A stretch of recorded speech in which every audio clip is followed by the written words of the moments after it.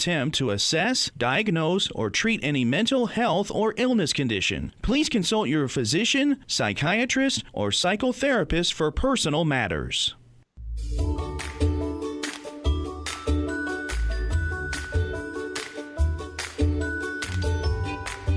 Inner Voice, a heartfelt chat with Dr. Foojan.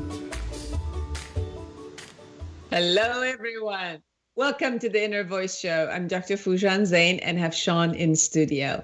This is a show about what matters most in our life, our minds, our thoughts, feelings, actions, relationships, and our fulfillment in this beautiful journey of life.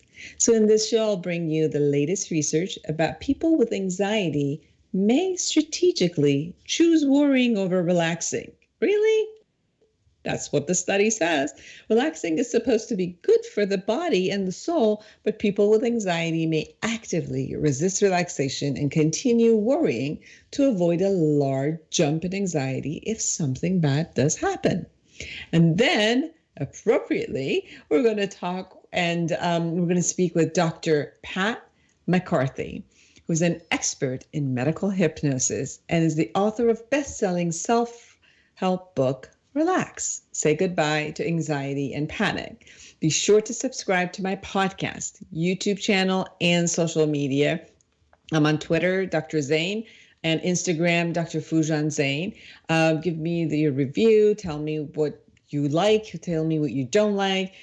Share with me some of the questions or topics that you want me to talk about, and bring some experts to open up all. I want to hear from you. So contact me. Love to hear from you. We'll be right back with the tip of the week.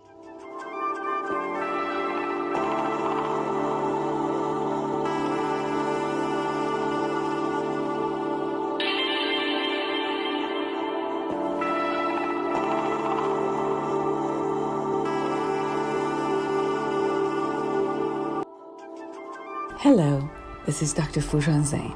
For all of you who are interested in changing something in your life, or shifting a new career, or bettering your intimate relationship, or, it's just time to take care of you, but you really don't have time to take off from your busy day, or you're just too far away from my Beverly Hills or San Clemente office, I have a great offer for you. I'm only offering this time-limited package to you for online therapy, if you are living in the state of California, or online coaching wherever you live around the world. Now listen, a 10-week package with a $500 discount. Call me to schedule your appointment, 818-648-2140, 818-648-2140, or go to Foojan.com, Foojan.com for more information. It's time to take care of you because you are worth it. Welcome back. This week, I've been pondering about the concept of enrolling others into ideas and calling them to action. Now, we're all the recipient of being enrolled and asked to vote this week by the presidential candidates. We're asked by our employers to act on projects. We enroll our children to do what they need to do, go study or go take a shower or go play, do something. We enroll our mates to do certain actions, take the garbage out, or can we do some cleaning around the house, or can we do a couple of chores?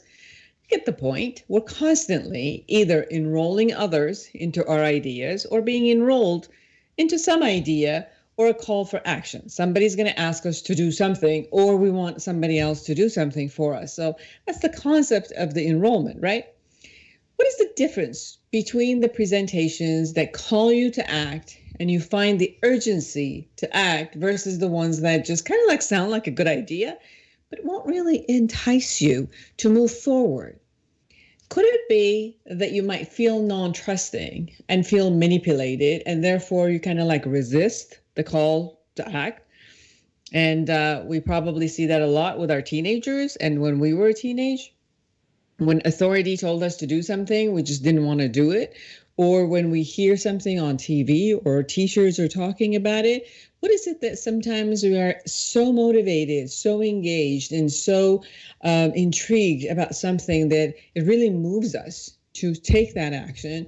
And some other ones are like, I don't know. I don't want to do it. Or later, it's not that enticing. I know I got to do it, but just don't want to do it. And you can see that wherever you are, whether you're a recipient of it or actually someone who's trying to enroll another person to do something, right? We've been on both ends, all of us. We're probably daily, we're at both ends, and we really experience it. Could it be that if it doesn't fully match our already known paradigm, then you dismiss it? So it has to be familiar to you. But if it's something new and that newness doesn't match what it is that you knew from before, you're like, no, I don't like it. Does it mean that every time you're enrolled, you have to create an action? Or could you be enrolled but not want to act? And if that's the case, what would stop you? If an idea is there and you really know that it's good for you, or you really know it's going to work for you, but you're just not going to do the action. So what stops you then? Do you feel responsible for enrolling others to do something if it does not turn out well for them, or you feel detached from their outcome? I've known many people who, when I ask them, how come you don't share these ideas with, or ask somebody to do this, or ask your mate, and they're like, well, I just feel responsible. What if they don't like it? What if they're not happy with it? And then I feel bad that I've really got them to do something. This is something that constantly is utilized by sales. They enroll and close a deal, and sometimes they feel responsible for what it is, and a lot of times they're not responsible for the impact of how it had or whatever that product had for the other person. They're like, my job is just to enroll and sell. The rest of it is not my, it has nothing to do with my responsibility. What is the difference in the outcome when you enroll someone into an action that benefits you rather than benefit them, right? Do you feel like a con artist? Do you feel like selfish? Or do you feel like, well, the world is about enrolling each other. And most of the time when we're trying to get somebody to do something or give it an idea, most probably definitely impacts me and is beneficial for me. And that's why I'm saying it. Hopefully it's beneficial to you. And if it's not, then it's a one-way deal, and probably will be the last time you're going to listen to me enroll you in something. So it appears to me that when someone is clear, passionate, and committed to their idea, thinks that it mutually benefits themselves as well as others, creates an urgency, and is detached from the outcome of whether the person is going to do it or not, the message is delivered authentically. However, the responsibility of the person being enrolled and how they choose to act remains on the individual who's receiving the message. So the enroller has the responsibility of being authentic and clearly communicate their intention and the desired outcome. The enrollee has the responsibility of seeing how this idea and action impacts their own life and own the benefits as well as the consequences, since they are the ones who actually accepted it. So as I was going through this conversation this week, because obviously there's a lot of presidential ads that are coming, and, you're like, is it real? Is it not? Am I being conned? Am I not? Do I take this message or do I not? And then you look at it across your life and seeing how much of all of these matters are around in every aspect. Even right now, if I'm enrolling you in an idea, you are the receiver who's getting it. So this Saturday, I had the opportunity to go see Oprah Winfrey in her 2020 Vision event, which was amazing. And Oprah was talking most of the day, which was very new to see her in that light of not just, kind of like being the interviewer and being part of the dialogue, but being the person who's actually doing the motivational talk and running an exercise. And then in the evening, I went to the 60th birthday of Tony Robbins. Now, Oprah and Tony Robbins both are very much like the celebrities who everybody knows, everybody loves, and they motivate people in different way, but they really, really motivate people. So I was sitting there, Oprah Winfrey in the Forum, 14,000, and then Tony Robbins in the Microsoft Theater, like close to 4,000 people. And I'm sitting there looking at what is the element that these two people have who have the ability to enroll the world in that way, their world, and people who are listening to them. And you really got on both of them. I really got true authenticity, the love that they have for other people, and the reciprocal love that they were giving each other for themselves and the audience that was going. And they literally did this because they believe in it. They believe in what they say, and they know it's to the benefit of whomever is hearing it. And so it's a different feel when you're sitting there. You believe in and trust the love that is there and the truth of the matter as the person sees it and offers it to you as a gift. And you can take it or you can leave it. You can use it and the best of your capacity. So this was what I really, really experienced this week, and I wanted to share it with you. So may you be open to all ideas, and may you choose what's right for you as well as others. We'll be right back with the latest research.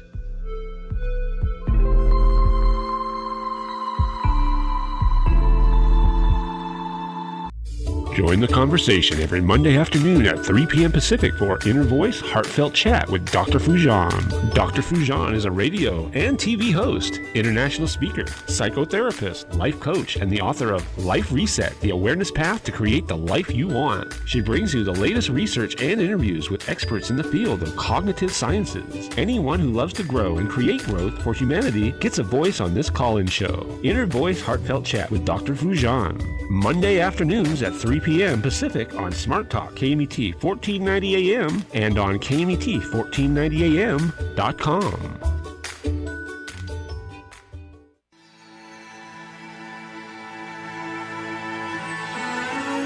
So here's the latest research. Relaxing is supposed to be good for the body and soul, but people with anxiety may actively resist relaxation and continue worrying to avoid a large jump in anxiety if something bad does happen, according to Penn State research recently published in the Journal of Affective Disorders. In this new study, the researchers found that people who were more sensitive to shifts in negative emotion quickly moving from a relaxed state to one of fear, for example, were more likely to feel anxious while being led through a relaxation exercise. Michelle Newman, professor of psychology, said that the results could help benefit people who experience relaxation-induced anxiety, a phenomenon that occurs when people actually become more anxious during a relaxation training. People may be staying anxious to prevent a large shift in anxiety, but it's actually healthier to let yourself experience those shifts. The more you do it, the more you realize you can do it, and it's better to allow yourself to be relaxed at times. Mindfulness training and other interventions can help people let go and live in the moment. Newman said that while researchers have known about relaxation-induced anxiety since 1980s, the specific cause of this phenomena has remained unknown. When Newman developed the contrast avoidance theory in 2011, she thought the two concepts might be connected. The theory revolves around the idea that people may make themselves anxious intentionally as a way to avoid the letdown they might get if something bad were to happen. This isn't actually helpful and just makes you more miserable. But because most of the things we worry about don't end up happening, what's reinforced in the brain is, I'm worried, and it didn't happen, so I should just continue to worry. For this study, the researchers recruited 96 college students. Participants included 32 people with generalized anxiety disorder, 34 people with major depressive disorder, and 30 controls with neither disorders. When the participants arrived at the lab, the researchers led them through relaxation exercises before having them watch videos and may elicit fear or sadness. The participants then answered a list of questions designed to measure how sensitive they were to change in their emotional state. For example, some people may be uncomfortable with the negative emotions incited by the videos right after relaxing, while others might find the relaxation session helpful in dealing with those emotions. Next, researchers led the participants through a relaxation session once more before having them fill out the second survey. These questions were designed to measure the participants' anxiety during the second relaxation session. After analyzing the data, the researchers found that people with generalized anxiety disorder were more likely to be sensitive to sharp spikes in emotions, like going from feeling relaxed to feeling scared or stressed. Additionally, the sensitivity was linked to feeling anxious during sessions intended to induce relaxation. The researchers found similar results in people with major depressive disorder, although the effect wasn't as strong. Measuring relaxation induced anxiety and implementing exposure techniques targeting the desensitization of negative contrast sensitivity may help the patients reduce their anxiety. Also, it would be important to examine relaxation-induced anxiety in other disorders such as panic disorder and persistent mild depression. I have really seen a lot of that in my clients, especially when they tell them to meditate, their anxiety spikes, or you're trying to have them relax their anxiety. Like their system wants to be alert and make sure that they're always alert because they think that if they relax and they're not going to be ready. And sometimes that peak of fear again puts them in a place, see, I'm not ready. I always have to be hyper vigilant. So there are other techniques which will bring down the anxiety, and appropriately so. Guess who we have? We have Dr. Pat McCarthy, who is an expert in medical hypnosis. He was a medical officer in St. John's Hospital in Mzuzu, Malawi, and now and the president of New Zealand Society of Hypnosis. He is the author of best-selling book, Relax, Say Goodbye to Anxiety and Panic, and his other book, Quit, Say Goodbye to Smoking, and How to Cure Anxiety in just 4 therapy sessions. Yes, everybody, 4 therapy sessions. And I have seen him in action, and he's amazing. So don't go anywhere. We'll be right back with Dr. Pat McCarthy.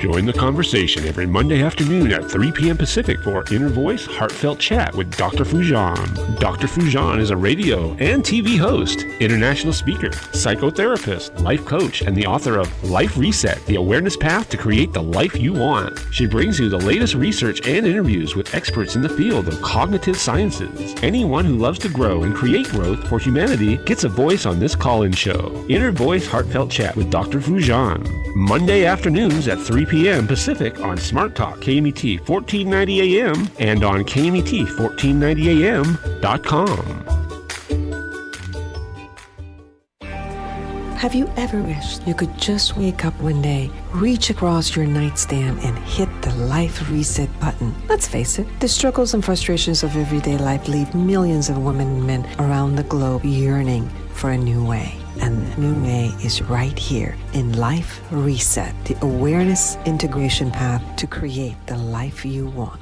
by Dr. Foojan Zeine. You can get it now at Foojan.com or Amazon.com.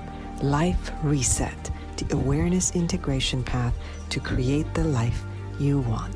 You deserve it. Hello, this is Dr. Foojan Zeine. For all of you who are interested in changing something in your life, or shifting a new career, or bettering your intimate relationship, or, it's just time to take care of you. But you really don't have time to take off from your busy day, or you're just too far away from my Beverly Hills or San Clemente office. I have a great offer for you. I'm only offering this time-limited package to you for online therapy, if you are living in the state of California, or online coaching wherever you live around the world.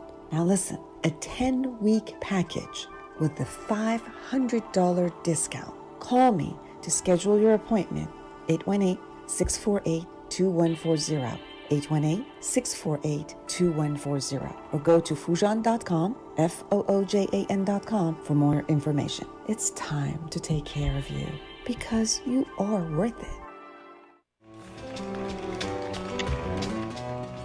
Welcome back, everyone, to a Heartfelt Chat with Dr. Foojan Zeine. I'm Dr. Foojan Zeine, and I'm so excited to have Dr. Pat McCarthy from New Zealand with us. Welcome to my show.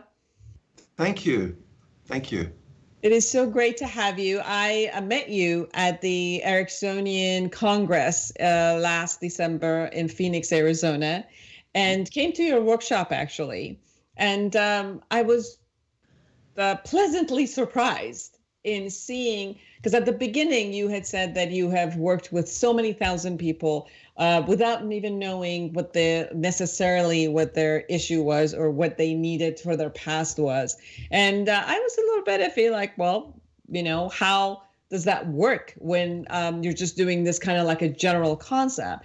And as I was sitting and you were doing one of your techniques with all of us who were sitting there, I was truly pleasantly surprised that in such a short time, your techniques are so thorough, and I could see definitely as I went through and experienced it, how valuable they are. So thank you for doing that. But I also know that you have come to this based on your own experience, and you have really created almost close to 40 different types of strategies of how to do this hypnosis. But before you share with us how that works, tell us a little bit about what is a medical hypnosis, because people have heard of medical doctors, they've heard of hypnosis, but to bring these together, can you tell us about this? Well, let me tell you how I got involved in hypnosis, because that will explain to you. I was working as a family doctor, what we call a general practitioner in this country, and a woman came in who was pregnant for the second time, and I told her that she was pregnant, and she burst into tears. And she told me that the first delivery had been so traumatic, she couldn't envisage going through a second delivery. And this woman was utterly traumatized, but her notes were just average. And it seemed really strange. And my heart went out to her, and I said, if you could learn how to do self-hypnosis and be in control of the labor, would you like to learn that? And her eyes lit up and she said, sure. So I asked the local psychologist, would this be a good idea? And he said, fantastic, but I don't know how to do it. I said, well, who does? He said, oh, the professor at the pain clinic in Auckland Hospital. So I phoned him up and he said, brilliant idea. I said, who in New Zealand teaches obstetric hypnosis? And he said, no one. Mm-hmm. No one. And I said, do you guys run a training course? And he said, yep, once a year. And I thought, when's the next one? Hoping he wouldn't say 9 months' time. And he said, it's next weekend, and there's one place left in the training schedule. So I got on a plane and I went there, and he said to me, now you have to have a relaxing voice for hypnosis. Can you say, just sit back, close your eyes and listen to the sound of my voice? And I said, just sit back and close your eyes and listen to the sound of my voice. And he said, you're a natural. And I said, well, I'm the eldest of 10 children and I've always been a storyteller. Right. So I decided there and then that some doctor had to offer hypnosis that was ethical and scientific, and it dealt with all the medical and psychological problems that people had. So I started the first ever medical hypnosis practice in 1996. And if you'd said to me, Foojan, that 24 years later, it would still be the only medical hypnosis practice in New Zealand, I would have not believed you. Right. But here's the other thing. When I started, I had no colleagues, no mentors. And I said to my wife, I want to find the cure for anxiety. And she, being Scottish, said, why don't you do something simple like the cure for cancer? And I said, no, I'm serious. And the good news is that after working away in complete professional isolation in New Zealand, I've discovered the cure for anxiety. And that is exciting. And I know that you have stated that you can cure or possibly cure anxiety in just 4 30-minute sessions. 4 30-minute sessions. That is all. Right. Well, basically, let me take you through it, Please. give you the gist of it. If you ask why, what, where, when, and who, you get thousands of answers about anxiety. But if you ask the question, how do people get anxious? How is the mechanism? And it turns out there is only one mechanism for anxiety. And every family doctor knows the mechanism. The mechanism of anxiety is called sympathetic overactivity. Yes. Now, for your listeners, we have what's called an autonomic nervous system, and it has 2 legs. It has a sympathetic and a parasympathetic. And for your listeners, you could think of them as the gas pedal or the brake pedal. Because when you switch on the sympathetic, the heart rate goes up, the blood pressure goes up, the muscles get tense, the mind gets anxious. And all the treatments till I came along was aimed at reducing the sympathetic overactivity. Have a beer, take a few relaxing breaths, go for a walk, do a bit of yoga.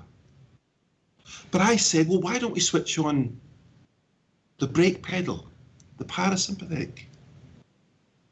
And everyone said, well, how? So that was my first goal, to find how to switch on parasympathetic predominance in every part of the body in less than 60 seconds. And wasn't the hope that they were working with the sympathetic to get to the parasympathetic, but you're saying I just needed to go directly to the parasympathetic. Go directly to the parasympathetic, produce parasympathetic predominance in less than 60 seconds, and woof, there is no anxiety. Right.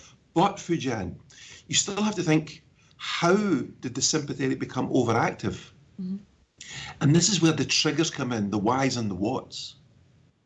But you can divide them into 4 categories: unwanted emotions, unwanted thoughts, unwanted physical feelings, or unwanted images. And it took me 8 years to figure out how to displace and replace those things in less than 1 second. Wow. And I've taught this to more than 10,000 people all in New Zealand. But then you have to think, okay, how do we get those horrible triggers? And the answer is by thinking like a pessimist. So the opposite of thinking like a pessimist is thinking like an optimist. And there's an American chap called Martin Seligman who's written a book called The Optimistic Child. Yes. Where he teaches parents how to make their children more optimistic. I encourage people to get a copy of that book. My final session is to teach them how to recognize when they're tricking themselves. You see, Foojan, anxiety is caused by having a mistaken belief and then making the mistake of believing it. Right. And I've got a technique for not having the mistaken belief. That's the displacement and replacement one. But this technique is about not believing the unwanted thought. And as long as you can not believe the thought, you don't become anxious. Definitely. Now, I thought that would cure every single person with anxiety. And no person has ever found a fault in my logic of the mechanism. Seriously. After 24 years, no one's found a flaw in the logic. But it only cured 80% of people with anxiety. And that really annoyed me. My wife pointed out what was missing. The other 20% had significant emotional baggage from their past.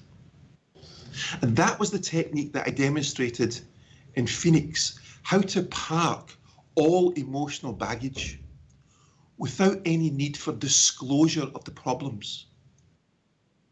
You see, Foojan, I often say to people, I'm a bit like a taxi driver or a cab driver therapist. And they look at me like, what do you mean? And I say, I only have one question. Where do you want to go? And people say, well, I want to tell you where I've been. And I say, look, I'm a cab driver. Forgive me, but I honestly don't care where you've been. I only want to know where you want to go. But then they start saying, I don't want to go to the airport and I don't want to go to the zoo. That's the same. I don't want to be anxious. I don't want to be afraid. And I say, well, what do you want? And for the first time in their life, they're saying, I want to be relaxed. I want to be calm. I want to be confident. I want to be assertive. And I say, and over the next 3 sessions, those are the skills that I will teach you. You see, I'm a perfectionist. And my patients don't have an open-ended budget. Right. And they don't have insurance cover usually. So I decided that I had to find a cure for every problem, not just for anxiety, for anorexia, for bruxism, for constipation, for fear of flying, for every letter of the alphabet, all the way up to zoophilia. So any type of fears and phobias. Any type of fear of an elevator, fear on a plane, fear of a dog, fear of anything. It's the same mechanism, exactly the same mechanism. The same treatment cures all of it. Now, I'm coming across to San Diego in September to do a workshop for therapists about this. And it's going to astonish them because of the simplicity of my approach. You see, what I've done, I've perfected the spiel for each session. Most therapists say that they want to apply it to the individual. But I'm not talking about the individual. I'm talking about the anxiety that grips them. You're talking about also the parasympathetic response because you're going directly to that, which it's similar in every human being, as a biological concept, regardless of what triggered it. It's similar in every animal on the planet. When you scare a cat, its sympathetic nervous system becomes active. When you scare a dog or a rabbit or a mouse or a lion or a giraffe, it's the sympathetic nervous system. But the antidote has to be the parasympathetic. Now, how come people don't talk about this? How come I'm the only person saying parasympathetic predominance is the antidote? But there's 2 levels above that. There's all the triggers and you have to displace them. There's the optimistic thinking. You can learn that from the book. But if you don't believe the unwanted thoughts, if I can show you how to quickly cancel that out. And in fact, I'm going to give a presentation to the public in September. It's been organised by a woman called Barbara Varga. And I'm going to talk about, on one day, how to stop smoking in less than 1 hour. Poof. And it's got a 66% cure rate for smoking, higher than anything else in the world. And on the Monday, I'm going to talk to people, the public, about how to not be anxious. And I'm really looking forward to that because I've been coming across to America to give workshops for 1.5 hours or 2 hours. And everyone stands up and gives a standing ovation and applauds. But this woman, Barbara Varga, said, why don't you come across to San Diego and teach us for 2 full days? And I'm going to give this my deluxe version, basically. Yeah, I met her. I met Barbara with you actually in Phoenix, and it was a delight to know that your methodology is coming to US, because I know that your books are not even necessarily in English, they were done in German. So we're also trying to get your books in English so that that your methodology moves beyond New Zealand and comes to the rest of the world. And again, I've done hypnosis for almost 20 years. I've learned from Dr. Zeig, from Yapko, from the best in hypnosis. And I've done hypnosis for almost 20 years with my clients. I did the medical hypnosis of actually, freezing the hand, going with somebody who was doing an oral surgery. And I was in the surgery with them, working with them consistently in order to go through that, because they had allergies to all the chemicals. And have worked also, like you said, with pregnant women who were giving birth, and obviously with anxiety and depression, but still sitting at the lecture, at your lecture, again, how precise and efficient you were taking us through these steps were really, really astonishing. And they were, again, it was like very positive surprise, like with a smile at the end coming out, like, wow. And it was so beautiful that every single sentence that you utilized, it's intentional. It's very intentional in how you systematically progress the person into, and how to release, and how to shift their perspective. Just to let a little bit about our audience really getting what it is, because you said you go straight to the parasympathetic. Can you explain a little bit, and how do you go directly to the parasympathetic? Because I think the notion, I think everybody knows, the medical doctors, the therapists, even the people who have anxiety, they get it, that they're getting active, and they got to get themselves into the other system, which is relaxes their body, they feel safe, and the rest of the chemicals and hormones will pull through to say, okay, I'm no longer in danger and I can calm down. But I think most of the techniques have gone toward calming down the sympathetic, and that's why you see the meditation or some of the self-hypnosis going toward that, or relaxation techniques. And the research right before you came on from Penn State was that a lot of people won't allow themselves to get relaxed because they think they have to be in this hypervigilant state. And even if there's somebody trying to relax them, they're like, no, I'm going to come back and hold myself up at that hypervigilance to be ready for fear, to be ready to either run or fight or do something about it. Because if I just let myself relax, then I'm going to be damaged somehow because of that inappropriate or unhealthy belief that they create and then they believe in. How do you directly go to the parasympathetic responses to just activate them actually? Well, it takes me half an hour to, just with the cadence and rhythm of my voice, it starts to change their brainwave pattern.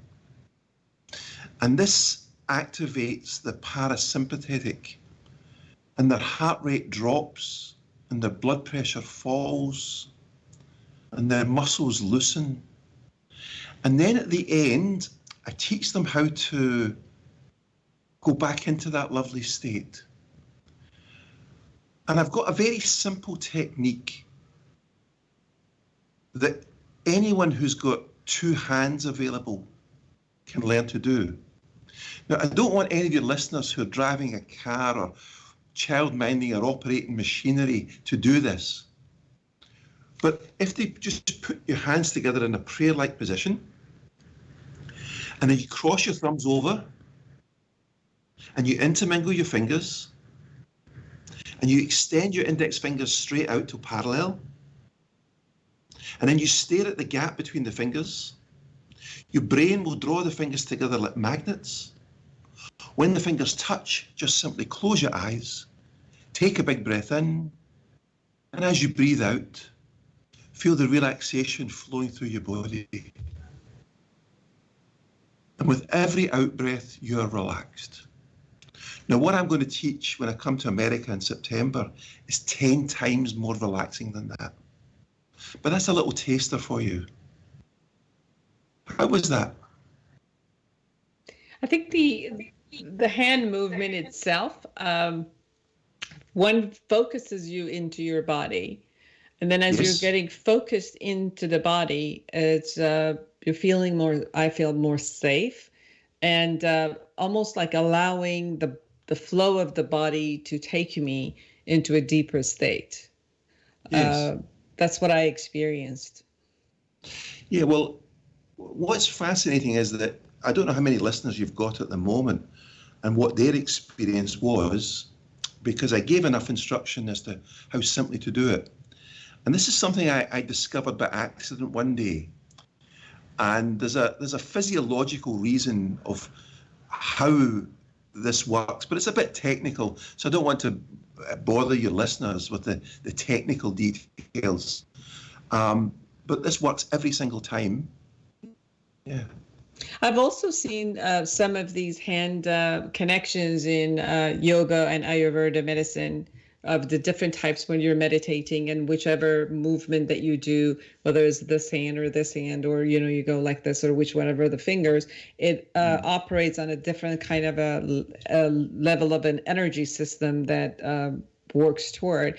But it seems like this one, as you're seeing everybody go through it, and it creates more inward relaxation. They go in and deeper, it seems like. I call this a relaxation reflex. Now, you have what's called a patellar reflex. If I tap below your kneecap, your foot will jump out. This is a relaxation reflex that I've discovered. I haven't invented it, I've discovered it. But it made me realize that parasympathetic was the key to relaxation. So I wrote a book, How to Cure Anxiety in Just 4 Therapy Sessions. But I couldn't get a publisher in this country. They said there's not enough therapists. But this chap in Germany said, would you mind if it was translated into German? So on the 15th of November just passed, this book came out, and it's called Wie man Angst in nur 4 Therapiesitzungen heilt, which translates directly as How to Cure Anxiety in Just 4 Therapy Sessions. And it's become a bestseller, and my inbox is going crazy with requests to speak all over the world. I mean already I'm speaking in Turkey in May, and England, and I'm booked next year for Toronto and Poland. And it's like suddenly, after 25 years working in complete isolation, people like yourself have discovered me and saying, come on, you've got to come and spread this, the simplicity of these techniques worldwide. But I'm looking forward to coming to America in September. I love the optimism that you Americans have. And I have a theory that small population countries are more pessimistic than large population countries, because we feel like the little brother of the big one. And I happen to live in New Zealand, which I can tell you is one of the most amazing countries in the world. And for a lot of people, it's on their bucket list to visit New Zealand. Yes, it is. Yes. But when you come to New Zealand, you will be constantly asked, what do you think of New Zealand? By New Zealanders who need reassurance that we're okay. This is a fabulous country. When you see Lord of the Rings, most of that scenery isn't CGI. It's real. It's astonishing. You might have seen a movie called Avatar. Yes. I was in it. Oh, were you? Seriously. Look, 8 minutes in, the only person in the room wearing glasses, wearing spectacles, is me. When Jake comes down the aisle in his wheelchair, look to the left of the Colonel and you will see me. Oh, I gotta go see it again. Wellington. I was an extra on the movie. It's awesome. Definitely have to go by and see it.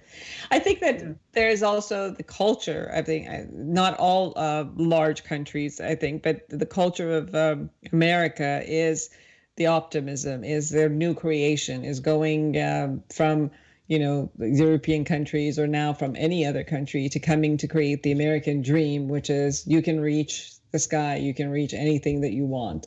And I think that's part of the culture that you get to see, where the optimism is kind of innately set into the way that the United States was created, and then keep going with that concept of optimism.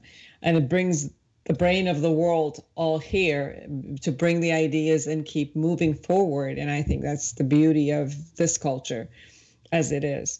So I can see where it's sweet to see this type of an optimism and wanting to bring, but with it also, it has not, with all the optimism that you see, it has not been that the amount of anxiety and depression is less than the rest of the world, that the amount of addiction at this point to everything, opiates and everything else, that is less than the rest of the world. So optimism is here, but anxiety, depression, addiction, and all of the abuse and everything else is side by side here. So well, let me teach you something very interesting. Self-esteem cannot be taught to you. Nobody can say something to you and increase your self-esteem. And this is the problem with a lot of people in America, low self-esteem. The only thing that gives you self-esteem is mastery over adversity.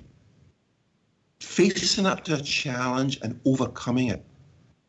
Now, if you've got a small child who's crawling towards a coloured ball, and the child crawls backwards away from the ball and gets frustrated, you've got to let the child crawl forward and forward and forward and watch that child's face when it gets the ball.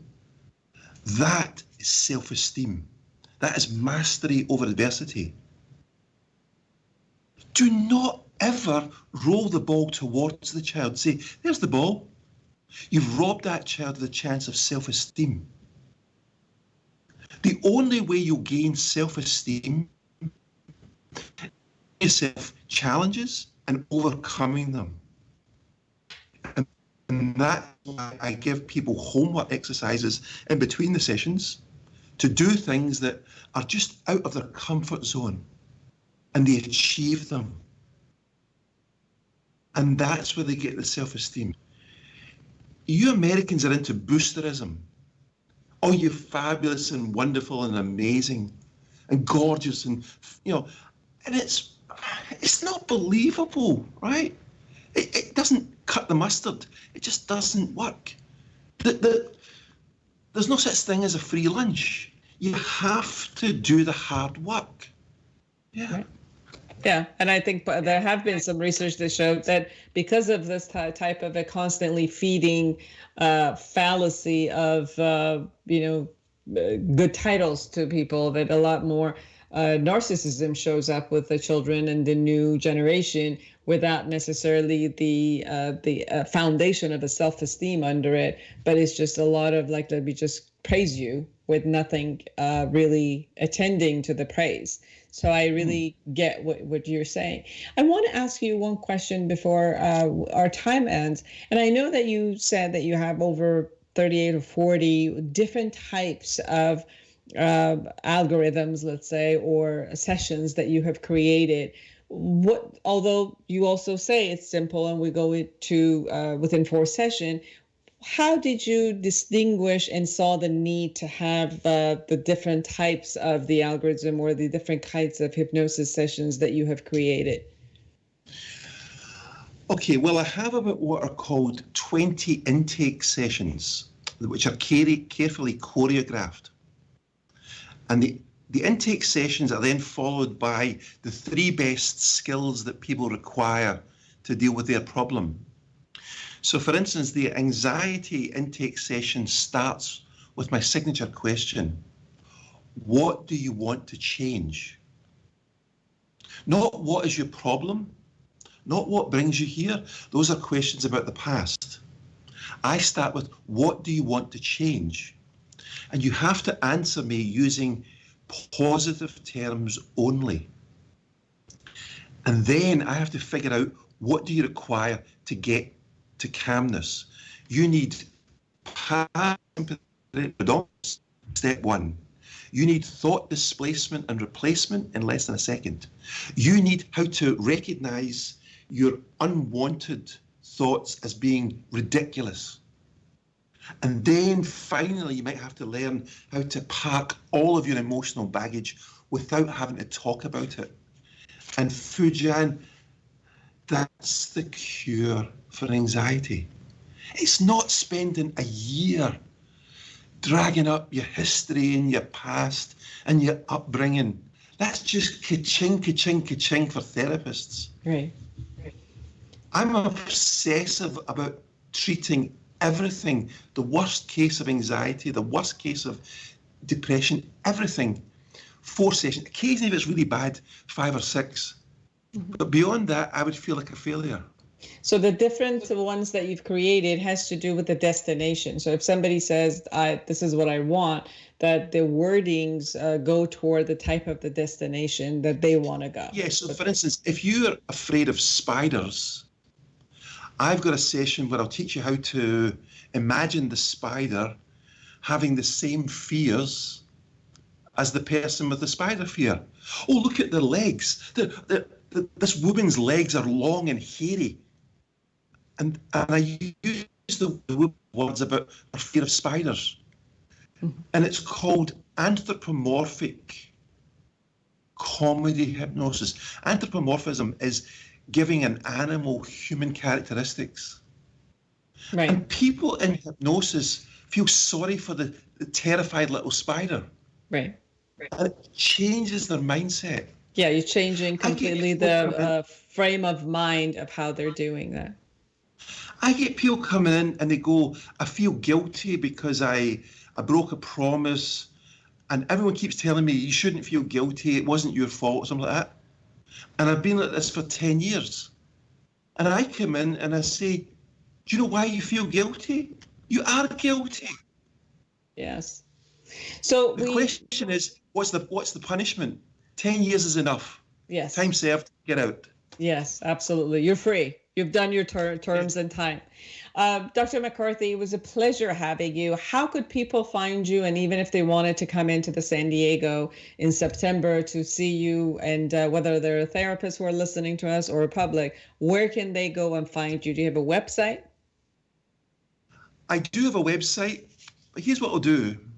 Find me. I'm not going to give you a clue. I'm the only medical hypnotist in New Zealand. I shouldn't be that hard to find. So and Google. If you're not bright enough to find me, right? Okay, Find me. so find Dr. Pat McCarthy in New Zealand, and you will find him. And then definitely, I'm sure that Barbara will put all of the information about the 2 lectures so that people can come in. I truly thank you. It was a pleasure meeting you in Phoenix. It's a pleasure to have you on my show, and hopefully I'll see you soon enough and somewhere, and maybe even September in San Diego. So thank you. All the very best. And for all of you out there, create an amazing life for yourself and everyone. Until next week, bye-bye.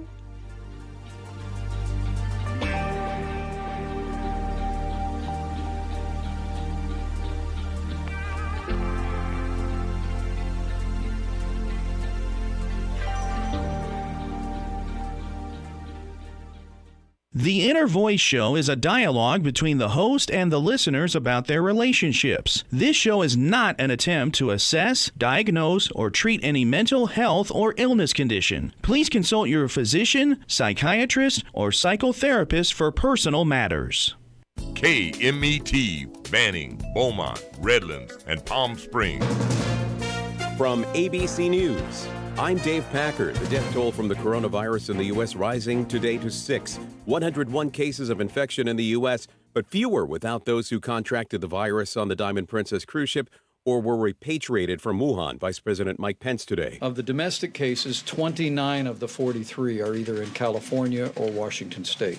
Around the West, local communities are declaring states of emergency in Sonoma County, north of San Francisco. Now an emergency declared after finding its second case of coronavirus in a patient who had traveled globally but had been in the community for about 10 days, possibly with it. The focus now is trying to contain the virus and prevent it from spreading on its own in the U.S. ABC's Alex Stone. Passengers from South Korea and Italy taking direct flights to the U.S. will be screened.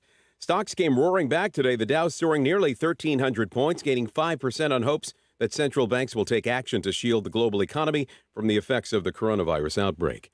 Joe Biden expected to be getting two big endorsements at his rally in Dallas tonight. Former Mayor Pete Buttigieg and Senator Amy Klobuchar say sources, both ending their own campaigns. Biden touring Texas today. I think we're going to do well here in Texas with the help of all of you. And, when we do, we'll be on our way to defeating Donald Trump. Benjamin Netanyahu poised to remain the prime minister of Israel. A political comeback for Israel's embattled prime minister. Election exit polls show Benjamin Netanyahu's Likud party with a solid 4 to 5 seat lead over General Benny Gantz's